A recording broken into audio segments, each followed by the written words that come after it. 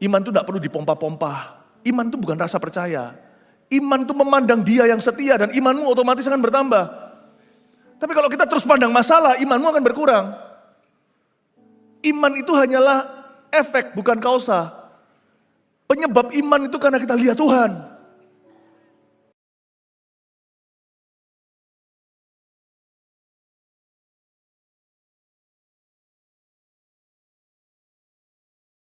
Semua, ya. Sepanjang hari ini saya akan khotbah beda-beda. Tema Natal, tetapi aplikasi sehari-hari. Karena Tuhan Yesus datang ke dunia memberikan kepada kita hidup yang penuh dengan kelimpahan. Kelimpahan itu bukan bicara soal materi, tapi limpah dengan kesetiaan Tuhan dan penyertaan. Menu ibadah seharian tolong dikeluarkan, multimedia. He's been faithful. Siapa setuju Tuhan sudah setia sama kita tahun ini? Kalau enggak, kita enggak ada di sini. Itu dia. Kesetiaan Tuhan melalui kurun waktu, kita akan bahas sebentar lagi. Lalu Tuhan itu setia. Sekalipun rute kita harus berbeda. Tidak sesuai rencana, nanti ibadah 2. Ibadah 3, gimana kalau hidup mengalami ketidaknyamanan, apakah Tuhan tetap setia? Lalu kesetiaan Tuhan dalam kegelapan, kalau kita merasa kehilangan arah, tidak ada clue, tidak mengerti arah tujuan. Terakhir, kesetiaan Tuhan dalam perkara yang tidak kita duga. Mari kita sama-sama buka Injil Matius pasal yang pertama, ayat 1-17, silsilah Yesus. Kesetiaan Tuhan melalui kurun waktu.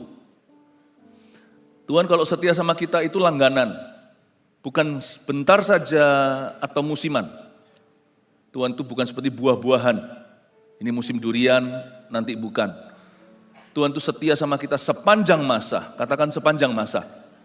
Seumur hidup kita, bahkan ketika kita tidak setia, Tuhan tetap setia. Loh kok enak? Bukan berarti kita bisa sembarangan, bukan. Tetapi menunjukkan karakter Allah yang tidak pernah berubah. Yesus itu sama, dahulu, sekarang, sampai selama-lamanya. Dan kita itu melalui tahun ini dengan berbagai macam tantangan, rintangan, kesalahan. Tahun ini saya sebagai gembala sidang, saya melihat gejolak yang terjadi dalam kehidupan jemaat, kehidupan pribadi mereka. Ada yang mengalami kemenangan, ada yang seolah-olah mengalami kekalahan. Ada juga melalui perkara-perkara yang tersulit dalam hidup mereka, termasuk mungkin ditinggal mati oleh seorang yang mereka cinta. Bahkan di bulan Desember ini aja banyak drama di dunia. Bencana, baik yang baik maupun yang buruk, terjadi semua. Dan juga ada orang-orang yang kedapatan anggota keluarga yang baru, bayi-bayi dilahirkan dalam family. Ada juga yang mengalami perkabungan, sedang berduka hari ini, di bulan Desember ini harus menguburkan seseorang yang mereka sangat kasihi. Whatever it is, apapun yang kau alami, izinkan saya memberitakan firman ini, dan firman adalah kebenaran melampaui semua fakta kehidupan kita. That your God is a faithful God. Allahmu adalah Allah yang setia. Melalui apapun gunung maupun lembah, Tuhan akan selalu senantiasa bekerja sama mendatangkan kebaikan untuk kita. Apanya yang baik, wong aku alami semua yang buruk. Tapi Tuhan tetap baik. Dan tidak semua keburukan itu tanpa campur tangan kita loh. Kalau kita mau sungguh-sungguh renungkan ya, ada hal-hal tertentu yang memang di luar kontrol kita. Perkara-perkara yang di luar kendali. Aku sudah melayani Tuhan, sudah sungguh-sungguh hati, loh kok begini. Tapi ada juga yang karena perbuatan kita. Whatever it is, jangan sampai kita itu sekarang langsung konklusi. Karena hidup tidak berhenti saat ini, masih ada hari esok. Biarkan suatu saat melalui kurun waktu nanti kita akan lebih mengerti rencana Tuhan. Bahkan sampai kita mati pun sebagian rencana itu kita tidak akan pernah pahami. Sampai kita suatu hari di sorga kita berkata, oh gitu. Saya pun punya banyak pertanyaan dalam hidup saya. Saya sudah hidup sebaik-baiknya, bukan berarti merasa diri sudah baik. Nurani saya bukan lagi nurani dosa. Saya tidak menyimpan sesuatu yang saya tahu itu salah. Meskipun demikian, saya tetap melakukan kesalahan seperti Anda. Saya punya banyak pertanyaan, why this, why that, kenapa ini, kenapa itu. Suatu hari di sorga, kita tidak akan lagi melihat Yesus secara samar-samar atau pakai iman. Kita akan melihat dia sebagaimana dia adanya. Kita akan memandang dia dan bertemu dengan dia muka dengan muka. Suatu hari, everything will be answered. Segala sesuatu akan dijawab. Sebagian akan dijawab di hidup ini. Dan semua yang kita perlu tahu sudah ada di dalam firman-Nya untuk hidup yang sekarang. Selebih dari itu, someday we'll know. Kurun waktu orang Kristen yang lahir baru bukan berhenti sampai dia mati. Tapi diteruskan melampaui akhirat sampai kehidupan kekal. Kita ini punya hidup kekal gara-gara Yesus datang, Yesus mati, Yesus bangkit. Yesus naik ke sorga. Karena itu jangan pernah kita itu kecewa meninggalkan Tuhan di dalam hidup yang sementara ini. Kerugian terbesar, apalagi menjual Yesus demi karir, demi popularitas, demi kawin. Do not leave Jesus. Jesus is all you have for eternity. Hanya Yesus yang akan kita miliki sampai kehidupan yang akan datang. Hanya Tuhan. Mari kita sekarang baca Injil Matius pasal 1 ayat 1 ya. Silsilah Yesus Kristus, kita akan bedah silsilah Tuhan. Inilah silsilah Yesus Kristus, anak Daud, anak Abraham, silsilah Mesias ya. Abraham memperanakkan Ishak. Ishak memperanakkan Yakub. Yakub memperanakkan Yehuda dan saudara-saudaranya. Yehuda memperanakkan Peres dan Zerah dari Tamar. Peres memperanakkan Hezron. Hezron memperanakkan Ram. Ram memperanakkan Aminadab. Aminadab memperanakkan Nahason. Nahason memperanakkan Salmon. 4 ayat dulu supaya Anda tidak bosan baca seperti phone book atau seperti buku Yellow. Anak-anak Gen Z sekarang mana ngerti Yellow Pages. Yellow Pages itu buku kuning itu isinya semuanya tertera nomor telepon orang personal maupun bisnis ya. Sebelum kita baca lebih lanjut supaya Anda tidak tersesat di antara nama, sebenarnya ini semua kalau dibahas satu persatu nggak selesai sebulan. Tapi saya hanya akan ambil beberapa nama yang familiar dengan kita, yang lebih familiar lah. Contohnya silsilah atas itu ternyata Yesus adalah keturunan Abraham. Ini sudah terpaut ribuan tahun. Mesias tetap datang. Kalau Tuhan itu sudah Bapa, kalau sudah janji, dia pasti akan genapi. Tapi ribuan tahun kan kita sudah mati. Iya, berarti kesetiaan Tuhan itu melampaui kehidupanmu. Makanya ada lagu, He's older than anyone. Dia lebih tua dari nenek moyangmu. Dia lebih tua dari tradisi dalam keluargamu. Dia lebih tua dari Adam dan Hawa. Dan dia akan melampauimu, semua kita akan mati kalau Tuhan belum datang kembali. Dia masih akan tetap hidup selama-lamanya. Dan hiduplah orang yang percaya kepadanya, mereka tidak akan binasa. Karena itu jangan pernah kita itu meragukan kesetiaan Tuhan. Just because hanya karena di musim tertentu kau belum mengerti why. Mengapa ini, mengapa itu. Jangan pernah tinggalkan Yesus. Dia jauh lebih besar daripada yang kau kira. Abraham itu tua, Yesus lebih alfa. Bahkan dia omega, bukan minyak ikan ya. Dia alfa itu artinya dia tanpa permulaan. Omega itu dia tanpa akhir. Kita semua ada birthday dan suatu hari kita akan ada tanggal kematian. Tuhan belum datang loh ya. Abraham itu tua, dia memperanakkan Ishak. Silsilah Yesus Kristus dimulai dengan seorang yang sudah mati kutu, tidak bisa punya keturunan. Abraham dan Sarah dua-dua sudah usia 90-an. Bayangin kakek umur cepek, punya anak Ishak, gendong bayi. Kejadian Yesus itu miraculous, bukan sejak dari palungan, dari Maria, dari Abraham. Makanya orang Kristen kalau tidak percaya mujizat, Alkitabnya tinggal tipis, cuma tinggal kamus di belakang. Jesus is miraculous, ajaib sejak dari Abraham. Kakek umur cepek, gendong bayi. Nenek umur 90, gendong bayi. Lahir normal, belum ada sesar waktu itu. Kalau Anda sudah 40-an, terus baru melahirkan. Saya bukan dokter, ini bukan firman Tuhan, ini common sense saja. Disesar aja, kalau punya dananya. Jangan risikokan anak. Perkara-perkara ini, perkara-perkara Abraham zaman dulu memang tidak punya teknologi itu, tapi Tuhan memberi dia sebuah mujizat melahirkan. Abraham 100 tahun. Ternyata janji Tuhan itu tidak bisa lekang oleh waktu. Tuhan itu setia, bukan hanya ribuan tahun. Dalam kehidupan Abraham, dia setia 100 tahun melahirkan anak. Hampir-hampir Abraham tidak percaya, makanya nama anaknya Ishak, karena Sarah tertawa.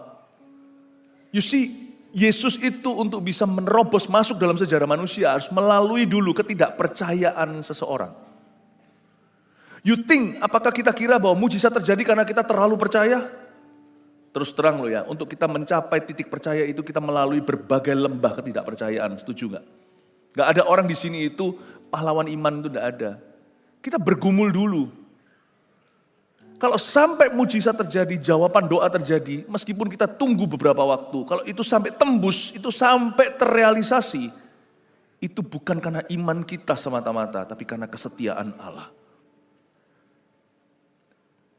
Kesetiaan Allah. Iman kita itu memainkan peran, tapi bukan mayoritas. Karena waktu Tuhan jawab doamu dengan cara yang ajaib, dan ketika Tuhan menggenapi sebuah janji dalam kehidupanmu, seringkali itu melampaui imanmu. Apa yang matamu belum pernah lihat, telingamu belum pernah dengar, apa yang belum pernah kau pikirkan, itu Tuhan sediakan bagi orang yang mengasihi Dia. Kita beriman tuh hanya untuk segini, tapi Tuhan ternyata menjawabnya segitu. Kita mengimani bukit, Tuhan memberikan pada kita puncak gunung. Be humble, oh man. Mari kita rendah hati. Your faith isn't so great. His faithfulness is greater. Imanmu gak terlalu gede, lebih besar. Karena itu jangan pernah kita mundur dari Tuhan karena satu alasan ini, aku kurang beriman. Jangan pernah kita malas berdoa karena merasa iman kita terlalu kecil. Imanmu kecil, sekecil biji sesawi, tetaplah berdoa. Kalau kita sudah tidak bisa bergantung pada diri sendiri, rasanya imanku itu nggak nyampai kuota. Ingatlah kesetiaan Tuhan, maka imanmu akan bertambah. When you have no faith, remember faithfulness, His faithfulness. Kalau kita tidak punya iman lagi rasanya. Pernahkah kita pada titik di mana kita hampir-hampir nggak bisa berdoa? Saya pernah. Saya lalui itu dari waktu ke waktu. Di mana saya berkata, Tuhan, I cannot pray. Pada saat itu saya berhenti doa. Saya hanya ingat kesetiaan Allah. Lagu-lagu membantu. Lagu-lagu pujian seperti tadi, Great is Thy Faithfulness, itu tiba-tiba setelah saya nyanyi beberapa bait, seperti ada sesuatu yang merayap naik ke atas. My faith arises. Iman itu tidak perlu dipompa-pompa. Iman itu bukan rasa percaya.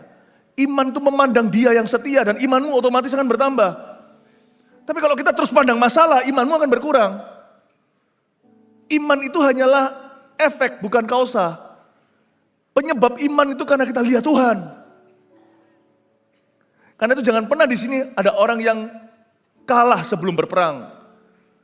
Belum apa-apa udah rasa imanku gak cukup, imanku terlalu kecil. Jangan beralasan, imanmu kecil tetaplah beriman. Ketika Anda tidak punya rema, Anda jangan punya remah-remah, tetaplah makan. Baca Alkitab gak ngerti-ngerti. Aku gak ngerti-ngerti, aku terlalu galau. Pikiranku terlalu kalut, terlalu kacau. Tetap continue to read, tetap baca. Sekalipun kau tidak dapat rema, hanya remah pun kau makan. It's not you at the end of the day that will bring the miracles. It's not you, pada akhirnya bukan kau dan aku yang menggenapi janji itu. It's Him. Kesetiaan Tuhan itu selalu akan merendahkan hati saya. Kesetiaan Tuhan itu akhirnya selalu mempermalukan iman saya. Tanda kutip mempermalukan, Tuhan tidak pernah mempermalukan siapa-siapa. His faithfulness always at the end of the day humiliates my faith. Because it is too small. Tapi Tuhan, He always honors faith. Dia selalu menghargai iman dalam diri anak-anaknya. Kalau anak manusia datang ke dunia, adakah ia menemukan iman? Abraham adalah bapak iman. Belajarlah dari dia. Ini orang meragukan. Sampai keluar cerita Hagar. Nyonyanya juga gak kalah dahsyat. tertawa di depan malaikat. Makanya namanya Ishak. You think Abraham is some sort of seperti seorang pahlawan? Not really. He's like you and me. Dia seperti Anda dan saya. Abraham itu seperti kita. Kalau dia bisa, saya bisa. Karena saya tidak bergantung pada diri sendiri. Saya bergantung pada kesetiaan Allah. Amin Bapak Ibu Saudara. Jangan berhenti berjuang. Lakukan terus perlombaan imanmu. Fight the good fight of faith tahun depan. Perjuangkan imanmu. Jangan ada yang mundur. Jangan ada yang backslide, jangan ada yang murtad. Jangan ada satupun juga yang menjauh dari Kristus lagi. Jangan beralasan imanmu kecil dan sebagainya. Jangan beralasan firman Anda tidak kurang mengerti dan sebagainya. Pakai apapun yang ada di tanganmu, 5 roti 2 ikan. Lihatlah, pandanglah kesetiaan Tuhan, imanmu pun akan bertambah. Mari kita lihat ayat 3, gak kalah dahsyat. Yehuda memperanakkan Peres dan Zerah dan Tamar. Yesus itu keturunan Tamar dari Yehuda. Makanya dia disebut singa dari Yehuda. Dan Peres memperanakkan Hezron, Hezron memperanakkan Ram. Tamar ini janda muda. Tapi suatu hari terjadi sebuah kejadian yang sangat mengerikan. Inilah keteledoran, kesalahan. Ini sebuah insiden yang tidak disengaja oleh Yehuda. Yehuda pada waktu itu membuat satu kesalahan. Dia pergi ke sebuah tempat pelacuran. Ternyata di sana dia tidur dengan menantunya sendiri. Makanya keluar yang disebut Peres. Kenapa Yesus berada di silsilah yang seperti ini? Tetapi karena Yehuda benar-benar dipulihkan. Dan dari keturunan ini, kesalahan orang tuanya, bukan kesalahan anak. Tuhan memilih anaknya, Peres artinya menerobos. Tuhan Bapa memilih anak haram yang dihalalkan. Karena anak itu tidak berdosa, tidak salah. Yang salah adalah papa mamanya, engkongnya. Tuhan pilih orang-orang berdosa seperti Anda dan saya. Tuhan pulihkan sejarah hidup kita.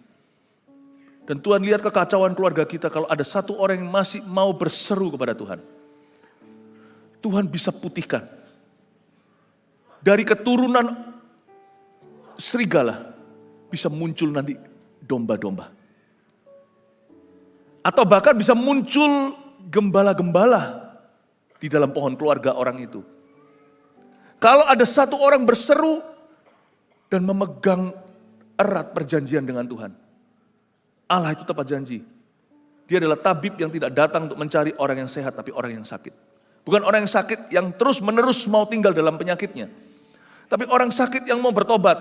Orang sakit yang mau sembuh, dan Tuhan bukan hanya sembuhkan. Kalau Tuhan sembuhkan itu tidak sembuhkan sampai titik nol, break even. Tuhan kalau sembuhkan itu sampai kelimpahan. Itu maksudnya aku datang memberi mereka kehidupan dalam kelimpahan. Itu artinya Tuhan punya rencana itu limpah ruah. Dia gak akan hanya pulihkan orang berdosa, jadi tidak berdosa. Dia akan pulihkan orang berdosa, dan Tuhan akan pakai kehidupannya untuk kemuliaannya. Tuhan akan memakai kehidupan orang itu. Waktu saya baca Tamar itu saya merinding. Tuhan, kenapa Engkau mau memilih orang begini? Sedangkan bangsawan-bangsawan di dunia aja, mau merit, mau cari menantu aja, dia cari benar-benar sesama bangsawan, sesama ningrat. Tapi Bapa cari orang berdosa. Dan lewat Peres yang memperanakkan Hezron, Hezron memperanakkan Ram. Turunlah Mesias, disebut dari suku Yehuda. Yehuda yang ceroboh, Yehuda yang teledor, Yehuda yang salah. Tuhan sangat-sangat condemn. Tuhan sangat-sangat mengutuki perbuatan-perbuatan dosa. Jangan pernah di sini orang kita salah sangka. Oh Tuhan Maha Kasih seperti orang-orang dunia sekarang lakukan. Tuhan Maha Kasih, dia menerima apa adanya. Dia oke dengan LGBT. No. If God loves sins, dia tidak akan utus Yesus mati mengenaskan di kayu salib. He hates sins. Dia membenci dosa dari dulu, sekarang, sampai selama-lamanya. Makanya Yesus mati demikian rupa. Tapi dia mengasihi mereka yang ingin bertobat. Tuhan sanggup pulihkan. Nanti waktu, kalau kita berjalan sekarang, waktu kita menjalani konsekuensi dosa kita, tidak mudah. Kita tidak melihat tongkat tapi gada. Kita tidak melihat seolah-olah kita tidak merasakan kasih Tuhan, tapi merasakan disiplinnya. Jalani. Karena kesetiaan Tuhan itu nanti akan terbukti lewat waktu. Waktu Yehuda melahirkan Peres dia sendiri. Waktu Peres, waktu masa kecilnya pasti dia mengalami berbagai macam bully. Masa orang nggak tahu sih zaman itu dunia kecil. Zaman itu apapun yang terjadi di kampung itu selalu akan menjadi pembicaraan di kampung halaman. Orang-orang kan membicarakan siapa itu Peres. Saya bisa bayangin orang ini waktu SD, dia kan masa-masa susah, waktu SMP susah. Kalau Anda menjalani sesuatu yang berat akibat kesalahan sendiri atau kesalahan orang lain, jalani prosesnya dengan Tuhan. Hadapi konsekuensinya. Tapi jangan menyerah di tengah jalan. Karena siapa tahu siapa sangka ternyata nanti Peres itu menjadi nenek moyang Mesias. Just walk the consequences. Face them. Hadapi konsekuensi itu. Waktu kita jalan itu susah. Tidak ada orang yang waktu didisiplin oleh papanya. Itu nikmat. Tidak ada orang yang didisiplin Tuhan itu menyenangkan. Tetapi setelah itu mereka bisa mengambil bagian dalam kekudusan Allah. Karena Allah hanya akan menyesah anak-anak yang sejati. Kalau Tuhan tidak disiplin kita setelah kita berbuat salah, berarti kita adalah anak-anak gampang. Tuhan disiplin kita itu jalani. Kalau hidup kita sekarang susah akibat kesalahan kita, atau akibat dosa seseorang dalam keluarga, jalani. Karena saya tahu nanti dengan waktu Anda menoleh lagi, Anda sadar ternyata Tuhan memilih Peres. Jangan pernah kau nilai dirimu dengan rasa sakitmu today. The pain today. Asal rasa sakit kita itu bukan karena sakit berulah lagi, sakit karena kita sengaja berbuat dosa lagi. Tapi kalau kita benar-benar sekarang harus menghadapi rasa sakit karena mau memperbaiki kelakuan kita merugi karena kita mau hidup benar, jalani, hai Peres. Kau akan menoleh suatu hari, melalui suatu kurun waktu dulu, ternyata kemudian semua rasa sakitmu terbayar sudah. Waktu Anda lihat ke bawah turun-temurun, Anda melahirkan domba-domba dan gembala-gembala. Tuhan memilihmu dan memilih pohon keluargamu.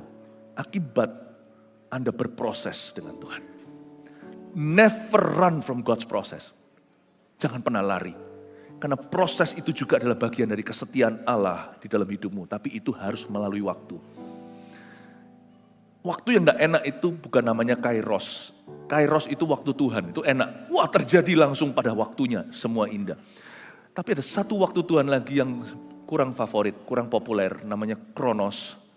Kronos itu jam 7, kau tunggu, duduk diam di situ. Bentar lagi jam 8, jam 9. Anda tidak bisa lompat tiba-tiba jam 1. Anda harus tunggu. Tik-tok, tik-tok, tik-tok, tik-tok, detik jam. Menunjukkan 1 menit 60 detik. 1 jam 60 menit. Itu kronos. Hari per hari susah kau lalui. 24 jam sehari. Terus kau lalui. 7 hari seminggu. 365 hari setahun. 52 minggu sebulan. Setahun. 30 harian sebulan. Anda lalui itu kronos. The most boring time, the most boring experience. Apalagi kalau we are in pain, apalagi kalau kita sedang dirudung rasa sakit. Kita berproses dengan Tuhan. Jangan minta di bypass. Jangan cari jalan pintas. Kalau Anda bisa lalui itu, Anda akan menoleh suatu hari dan berkata, my God has been faithful. Dulu aku tidak bisa melihatnya, setelah kau jalan sekian tapak, menoleh ke belakang, now I see. Sekarang aku mengerti. Amin Bapak Ibu Saudara. Lanjut lagi ya ayat 5. Siapa lapar? Ada Salmon di sini. Salmon memperanakkan Boas dari Rahab. Anda tahu Boas kan? Rahab itu juga seorang pelacur yang bertobat. Kalau Anda baca ceritanya di Yosua, itu loh yang pakai kain atau tali merah yang digantung di tembok Yeriko. Rahab ini mamanya Boas. Dan Boas menikah sama Ruth. Dan mereka punya anak, Boas memperanakkan Obed. Obed ini adalah engkongnya Daud. Daud nenek moyang Yesus Kristus. Obed memperanakan Isai. Daud disebut anak Isai. Isai memperanakan Raja Daud ayat 6. Kalau Anda baca ini semuanya betapa indah Tuhan itu mencari orang berdosa, memberi mereka sebuah tawaran yang indah. Kalau kamu mau hidup untuk aku, lewati satu kurun waktu. Aku bisa memproses hidupmu dan mengubahmu dari seorang zero to a hero. Itu sungguhan bisa terjadi di dalam kamus Tuhan. Aku akan mengubahmu dari seorang pendosa menjadi seorang yang menggenapi rencana Allah yang paling ajaib di dunia. Salmon memperanakan Boas dari Rahab. Siapa pernah sangka? Ya, salah satu daripada pengintai yang diutus oleh Yosua menikah dengan ex-pelacur yang membantu dia waktu masuk mengintai negeri. Seorang warrior pejuang dengan ex-pelacur. Lahir seorang Boas yang sangat soft spoken. Kok bisa ya? Boas itu kan kalau Anda baca di kitab Rut, soft spoken itu apa? Tutur katanya itu baik. Sopan, santun. Sudah kelihatan kayak bangsawan padahal dia bukan keturunan raja atau apa. Dan bahkan belum ada Raja Daud, Saul belum ada. Tidak ada bangsawan di Israel, tapi dia membawa diri demikian luasnya. Seorang yang saleh, seorang yang takut akan Allah, memperlakukan wanita dengan sangat-sangat hormat. Coba lihat itu Rut, dia seorang janda, tidak dijahilin, tidak dilecehkan, tidak dihina, tidak menghina orang miskin. Padahal dia kaya raya, Boas itu juragan tanah. Yang paling kaya di Bethlehem. Kok bisa ya seorang warrior, Salmon itu bukan ikan. Dan di sini menikah dengan seorang ex-pelacur Rahab yang tiba-tiba ditimpa dengan rasa takut akan Allah dan membantu bangsa Israel itu iman. Dan Tuhan lihat imannya. Tuhan hapuskan semua historinya dan Tuhan pulihkan pribadi itu. Menjadi mamanya seorang yang sangat-sangat saleh. Dan Boas itu menikah sama Rut. Rut itu janda Moab, ex penyembah berhala. Tapi dia beriman kepada Yahweh. Dia sempat berkata sama mertuanya Naomi. Sedangkan kakak iparnya sama-sama ditinggal 3 janda tiba-tiba. Naomi suaminya mati. Di Moab, Orpa juga mati suaminya. Rut juga mati. Susah banget jalan hidup itu kalau di luar Tuhan. Kalau dia dalam pelarian, mereka itu harusnya tetap tinggal di tanah Kanaan, tanah perjanjian Tuhan. Mereka pergi ke bangsa lain demi mencari roti, malah justru mati. Kelaparan pun jangan tinggalkan Tuhan. Karena lebih baik lapar sama Tuhan. Lebih baik kita miskin di hadapan Allah. Karena itu disebut berbahagia daripada kita kaya raya meninggalkan Tuhan. Punya segala-galanya. Mati. Rut itu akhirnya orang Moab nih. Pada waktu Orpa sudah meninggalkan dia. Naomi berkata, kamu juga pergi sekalian. Rut berkata, tidak. Tuhanmu Tuhanku, Allahmu Allahku, Mama, umatmu umatku. Hari itu Tuhan melihat seorang Moab tapi hatinya lebih Israel daripada orang Israel. Dia mengadopsi Yahweh. Dia berkata, Allahmu adalah Allahku. Hari itu Tuhan tidak menolak proposalnya. Tuhan berkata, baiklah kalau gitu kamu menjadi umatku. Keturunan atas Yesus itu ada orang Moabnya. Jadi yang disebut Yahudi itu ternyata bukan ras, tapi iman. Yang disebut Israel itu bukan sebuah negara, tetapi kepercayaan kepada Tuhan. Kalau saya baca seperti ini ya, lika-likunya untuk menghadirkan Yesus itu melalui sejarah manusia yang sama sekali gak sempurna. And God chooses, dan Tuhan memilih orang-orang yang gak sempurna untuk memainkan peran utama. Waktu saya baca seperti ini, belum lagi janji Tuhan tidak lekang dengan waktu. Janji Tuhan itu melalui satu kurun waktu yang panjang dan Tuhan tetap setia. Saya bilang sama diri sendiri, aku aman dalam segala permasalahan. Dalam semua pencobaan yang aku hadapi hari ini, I'm the safest human being. Because I have Jesus. Aku adalah orang yang paling selamat, paling aman di dunia ini karena saya punya Tuhan. Jangan takut hadapi apapun. Saya tunjukkan ini semuanya tadi ini lebih rumit dari drama Korea. Lebih rumit. Kalau drama Korea cuma satu tipe. Ini tipenya macam-macam, Moab ada. Ya, profesi yang salah, ya seperti pelacur tadi ada. Ada macam-macam cerita. Semua histori itu blending into one, semuanya itu dijus jadi satu. Kalau Anda baca semuanya ini, sadarkah Anda, ayat-ayat ini bicara tentang kehidupan kita yang berbeda-beda, tapi Tuhan yang setia tetap satu. Dan bahwa Tuhan bisa merajut di hidup ini dan hidup itu, dan Tuhan membuat kita ketemu dalam satu kolam. It's that same God. Dan Tuhan yang sama yang saya beritakan dari atas panggung ini, dari atas mimbar ini, nanti akan bekerja dengan sendiri-sendiri dalam kehidupan Anda. Seperti Allah bekerja dalam hidup Rut, berbeda dengan Allah bekerja dalam kehidupan Rahab. Allah bekerja dalam kehidupan orang yang baik-baik saja. Mereka bukan orang-orang yang ngawur, Abraham, Sarah. Seorang pengusaha dan seorang ibu rumah tangga yang normal-normal. Tuhan memberi mereka janji yang luar biasa. Kalau Anda lihat ini semuanya, dapatkah Anda melihat bahwa Tuhan itu adalah Allah yang setia, yang sama, yang akan bekerja dengan beda-beda dalam kehidupan Anda? Salomo, setelah itu Isa memperanakkan Raja Daud. Daud memperanakkan Salomo dari istri Uria. Ini ada cerita lagi, sudah saya nggak akan ke situ.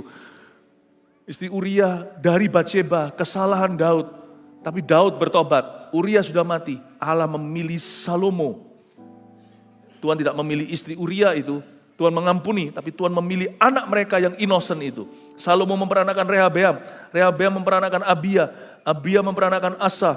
Asa memperanakkan Yosafat. Yosafat memperanakkan Yoram. Yoram memperanakkan Uzia.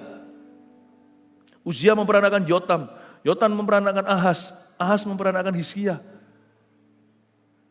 Sadarkah Anda bahwa nama-nama ini semua ditaruh di sini untuk mengingatkan bahwa namamu juga ada ditaruh di dalam buku kitab. Bukan Alkitab, dalam kitab rencana Allah. Saya tidak merasa sendirian waktu saya baca nama-nama ini. Sedosa-dosa saya tidak pernah melacurkan diri seperti Rahab. Separah-parah saya pernah jauh dari Tuhan. Saya tidak pernah bunuh orang seperti Daud, bunuh Uria. Kalau saya baca ini, if God is faithful to them, God can be faithful to me. Tuhan setia sama mereka, Tuhan bisa setia sama saya. Saya baca Alkitab itu caranya begitu. Saya belajar melihat mereka dulu, lalu saya belajar mengerti di mana posisiku di dalam cerita ini. Saya melihat Tuhanku di dalam halaman ini. Dan kalau Tuhan setia sama Salomo, Tuhan setia sama Daud, Tuhan juga mengampuni istri Uria. Tuhan juga yang setia dan Tuhan yang menerima Rahab. Tuhan yang memilih Peres. Tuhan yang tetap ngotot padahal Abraham sudah give up sampai keluar Hagar. Tuhan tetap yang bersikeras. My God is fighting for my life. Allahku berjuang untuk hidupku. Kita kira kita berjuang sendiri kan. Kita merasa seperti hidup ini berat. Hidup ini lonely. Aku sendirian. Siapa yang mengerti? Siapa yang bisa paham kesusahanku? Now hari ini kita dicelikkan. Your God is fighting for you. Allahmu berjuang untukmu. Pesan Natal ini sederhana. Tuhan itu setia. Jangan bunuh diri. Bunuh diri mungkin nggak berani beberapa kebanyakan kita. Tuhan setia. Please jangan menyerah. Katakan kanan kirinya, Tuhan setia, jangan menyerah. Amin. Sampai mana tadi? Hizkia ayat 10 memperanakkan Manasye, Manasye memperanakkan Amon, Amon memperanakkan Yosia. Ini masa bahaya loh. Manasye apa itu raja jahat loh. Rencana Tuhan itu tidak bisa digagalkan sama orang jahat. Nggak bisa. Ini di ayat-ayat ini nggak semuanya itu seperti yang Abraham yang baik-baik saja. Bahkan Daud meskipun dia itu sempat berbuat jahat tapi dia itu bertobat. Ada yang nggak tobat loh. Kalau Anda baca nama-nama ini ada berapa nama-nama raja yang usia itu kena kusta. Awal-awalnya dia itu genah, awal-awal hidup benar, lalu habis itu terakhir hidupnya dia tidak ending well, dia tidak mengakhiri dengan baik. Kalau Anda baca nama-nama ini, banyak orang jahatnya loh. Gak bisa gagal. Gak bisa gagal. Yang bisa menggagalkan rencana Allah dalam hidupmu hanyalah Allah sendiri. Karena itu tolong baik-baiki dia. Yang bisa menggagalkanmu cuma Tuhan. Bahkan partially ya, saya tidak ngomong ini secara mentah-mentahan kau terapkan berarti kita bisa sembarangan, bukan. Tapi bahkan ya, Anda pun tidak bisa menggagalkan rencana Allah atas hidupmu. Kunci Tuhan taruh di tangan kita, itu berupa waktu. Kita bisa sia-siakan waktu dan hanguskan kalau kita terus hidup membangkang sama Tuhan. Tapi rencana Allah dalam kehidupan kita tidak bisa gagal kecuali Tuhan yang menggagalkannya. Makanya itu orang yang saya baik-baiki dalam hidup saya nomor satu adalah Tuhan. Dia pejabat number one. Saya punya koneksi ini, tenang saya dengan koneksi yang lainnya. Dengan sedikit atau banyak koneksi atau tanpa sama sekali, I'm fine, thank you, I have Jesus. Aku punya Yesus, dia akan bela aku. Apakah saya naif waktu saya ngomong begini? Tidak, karena saya kenal karakternya, dia setia. Kalau Anda baca semuanya ini ya, orang jahat pun tidak bisa menggagalkan loh rencana Tuhan atas hidupmu. Siapa di sini yang pernah dijahili? Pernah dirugikan secara materi? Uang bisa datang pergi, bisa dicari lagi itu yang hilang. Jangan karena hilang uang, kau hilang Tuhan. Gandeng Tuhan. Jangan tuntut dia kembalikan persis seperti yang sebanyak itu. Tuhan punya cara tersendiri, baik dikembalikan demikian atau dengan cara lain. Jangan pernah menjauhi Tuhan karena musibah dalam hidup ini. Orang jahat tidak bisa menggagalkan. Malah justru Tuhan bisa pakai itu untuk kemuliaan. Gara-gara seseorang itu jatuh miskin misalnya, gara-gara dia itu salah bekerja sama atau salah berbisnis. Masih ada buah-buah Roh Kudus di dalam pengalaman itu. Orang itu jadi tidak memberhalakan harta. Coba lihat sekarang, orang yang dulu sama sekali acuh tak acuh sekarang mulai berdoa kepada Tuhan. Bukankah itu lebih indah? Itu emas perak permata tidak bisa gantikan. Kadang-kadang Tuhan izinkan sebagian permata emas perak itu hilang. Sampai orang itu sadar dia butuh Tuhan. Tidak pakai cara gitu ya, tidak selalu pakai cara gitu. Orang baik pun bisa merugi, orang benar pun bisa. Tetapi di setiap musim susah, oleh karena ada orang-orang jahat yang berulah, tetap kalau kita bergandeng Tuhan, masih ada buah-buah Roh Kudus di dalamnya. Yosia memperanakan Yekonya dan saudara-saudaranya pada waktu pembuangan ke Babel. Ini juga masa-masa yang kritis, pembuangan ke Babel itu masa-masa 70 tahun. Silent night, sungguhan but not holy night. Di masa-masa di mana hidup tidak terjadi apa-apa, monoton dan kita nggak ngerti apakah aku masih dalam rencana Allah. Pernahkah Anda rasa hidupmu sudah hilang dari kompas Tuhan? Rasanya mana Tuhan? Dan bahkan Anda mempertanyakan, apakah aku sama sekali ada di dalam petanya yang Maha Kuasa? Pada waktu pembuangan di Babel itu masa-masa di mana semua orang berkata, haha, semua janji Tuhan pada Abraham, bye-bye sudah. Semua orang Israel percaya gitu. Seluruh orang dunia yang tahu sejarah mereka, tahu janji Allah. Siapa nggak tahu Israel zaman itu? Mereka itu membelah Laut Merah. Itu big news. Dan mereka semua sekarang musuh-musuh Israelan, musuh-musuh Tuhan. Semuanya sudah tertawa terbahak-bahak. Ternyata cuma sejauh ini kesetiaan Allahnya. Udah di Babel. Sudah langsung luntur. Orang kalau sudah dimasukin di culture kebudayaan orang, udah berbaur, udah luntur. Mana ada Abraham, Ishak, Yakub lagi? Sudah gak ada. Di masa-masa silent night, malam-malam panjang 70 tahun, tidak ada lagi Tuhan bersuara. Seolah-olah sudah sirna semua janji itu. Siapa pernah sangka di akhir 70 tahun itu, Babel dikalahkan. Ya, dikalahkan oleh bangsa lain. Lalu muncul raja seperti Darius dan sebagainya yang menitahkan, di tahun pertama dia memerintah, menitahkan bahwa bangsa Israel di pembuangan Babel harus pulang ke Yerusalem, bangun bait suci. Keluarlah Nehemia, Ezra. Siapa pernah sangka, semua orang Israel pun lupa, Tuhan tidak lupa perjanjiannya dengan Abraham. Oh, you have a faithful God. Kasih tepuk tangan untuk Tuhan. Sesudah pembuangan ke Babel, Yekonya memperanakan Shealtiel memperanakan Zerubabel. Zerubabel ini governor, ini seorang gubernur yang turut membangun Yerusalem tersebut. Zerubabel memperanakan Abiud memperanakan Eliakim memperanakan Azor memperanakan Zadok memperanakan Akim. Orang Hokian ini Akim. Ya. Temannya Acong. Akim memperanakan Eliud Eliud memperanakan Eleazar, Eleazar memperanakan Matan, Matan memperanakan Yakub, Yakub memperanakan Yusuf, suami Maria yang melahirkan Yesus yang disebut Kristus. Wah, haleluya, Yesus dilahirkan, kasih tepuk tangan sekali lagi. I'm so happy waktu baca ayat 16. Ini pun hampir gak jadi loh ya, by the way, Yusuf mau diam-diam menceraikan Maria. Semua itu ada titik bahayanya. Yang namanya kesetiaan Tuhan itu seolah-olah diuji bukan hanya oleh waktu, oleh many dangers, toils and snares, dengan banyak bahaya, jebakan, jerat. Hampir saja Yusuf menceraikan Maria, gak jadi sudah. Jadi seluruhnya ayat 17, ada 14 keturunan dari Abraham sampai Daud. 14 keturunan dari Daud sampai pembuangan ke Babel, ronde 2. Ronde 3, dan 14 keturunan dari pembuangan ke Babel sampai Kristus, ronde 3. Dari ayat 17 saya hanya menyimpulkan, rencana Tuhan itu, kesetiaan Tuhan itu selalu melalui 3 kurun waktu. Short term, mid term, long term. Jangka pendek, 14 keturunan dari Abraham sampai Daud. Jangka tengah, dari Daud sampai ke Babel, sampai ke pembuangan ke Babel. Lalu jangka panjang, yaitu dari Abraham sampai ke Kristus.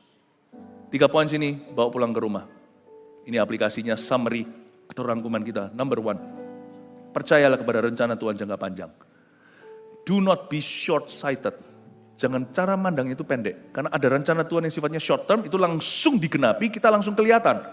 Tapi kalau belum lihat, jangan lupa masih ada 14 keturunan lagi dari Daud ke pembuangan ke Babel. Kalau itu pun belum kelihatan, masih ada dari pembuangan ke Babel sampai ke Kristus. Masih ada long term. Long term ini pun ada 1 term lagi yang saya tidak jelaskan. Mati, kita suatu hari akan mengerti. Di sorga semua akan dijelaskan. 2, ini yang menjadi bagian kita. Ini lot atau bagian kita, wilayah kita. Tuhan menebus sejarah keluarga dan sejarah pribadi. Karena itu harus ada seseorang yang seperti Abraham memegang perjanjian dengan Tuhan. Perjanjian setia. Tuhan menebus sejarah keluarga dan sejarah pribadi. Anak pelacur dipilih. Anak pelacur dipilih.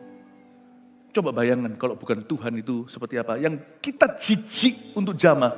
Tuhan jamah tuh si kusta. Padahal si kusta berkata, aku mau sembuh. Tuhan tidak berkata, aku sembuhkan lewat kata-kata doang. Dia pegang. You know, you have a God yang tidak disgusted with you. Tidak jijik dengan Anda dan saya. Tuhan menebus sejarah keluarga dan sejarah pribadi. Peduli amat sejarah keluargamu apa. Tuhan bisa mengubahnya melalui ketaatanmu. 3. PAW naik ke sini. Kalau Tuhan pernah berjanji, ini aja. Pasti dia akan genapi. Simple aja, your faith should be simple tahun depan. Iman kita sederhana aja. Saya mau jadi seperti anak kecil kok. Kalau Tuhan pernah ngomong, aku percaya. Dunia mau ngomong apa kek, mau kritik saya. I believe. Titik. Tidak ada koma. Kalau kita percaya Allah setia, kita akan melihatnya. Baik kita melihatnya sekarang, atau agak nanti, atau nanti sekali, atau sama sekali di hidup ini saya tidak melihatnya. I refuse to believe that my God is unfaithful. Aku menolak untuk percaya bahwa dia tidak setia, karena memang Allah adalah setia, dia tidak pernah berubah. He's greater than my life, older than my life. Dia lebih tua, lebih besar dari hidupku. Aku percaya dia setia.